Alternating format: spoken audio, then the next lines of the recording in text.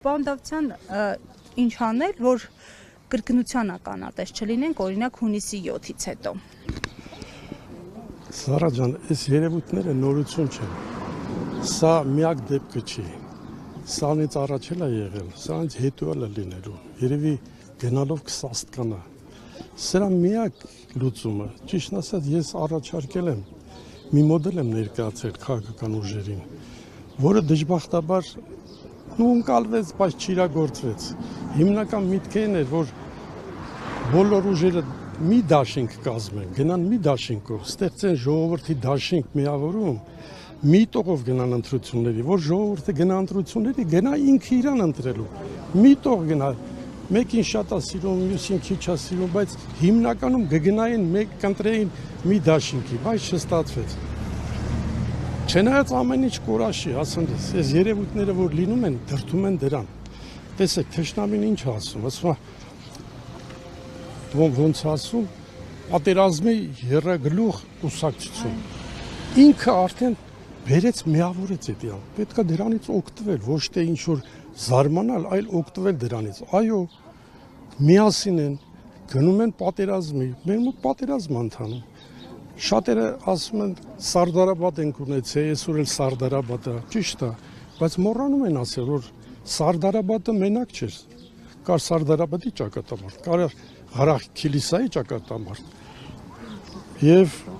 մեկը որն էր,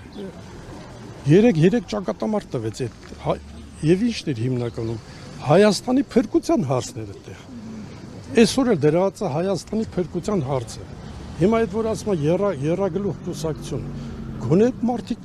ղեկավարներ են, որոնց ուսերին գլուխ կա, գիտեն ինչ են անում, Հայաստանի համար են անում, բայց հակառակ կողմը էդ էլ չունի, մի օր նայում ես Ալիևի գլուխն ա խոսում, մի օր Էրդողանի գլուխն ա խոսում, մի օր Մակրոնի գլուխն ա խոսում, մյուս օրը չգիտես որ սև շան գլուխ է կխոսի։ Հիմնականը դա է, եւ կուսակցությունները ես ինչ եմ առաջարկում։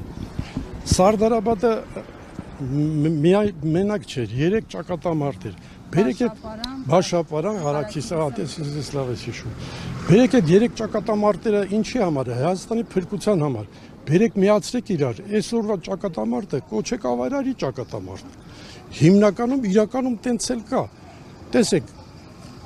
հարության տոնին բոլոր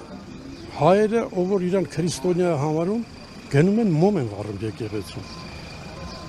Քրիստոսի փրկության համար, հոգու փրկության համար, այսօր կուսակցությունները ուղղակի պարտավոր են մեզ միավորել հավատի շուրջ, հավատի ճակատամարտի շուրջ։ Ես դիմում եմ 3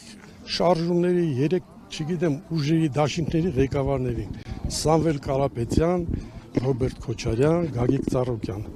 Բերեք ժողովրդին տարեք հավատի պատերազմի, կոչեք ավարարի պատերազմ եւ ոնց որ մենք դուրս ենք գալիս հարության տոնին մոմ են վառում եկեղեցում մեր հավատի համար։ Բերեք դարձրեք այդ մարդիկ թող ընտրատեղամաս գնան Հայաստանի փրկության համար, Հայաստանի համար գնում ենք մոմ վառելու, չեն գնում քվեարկության։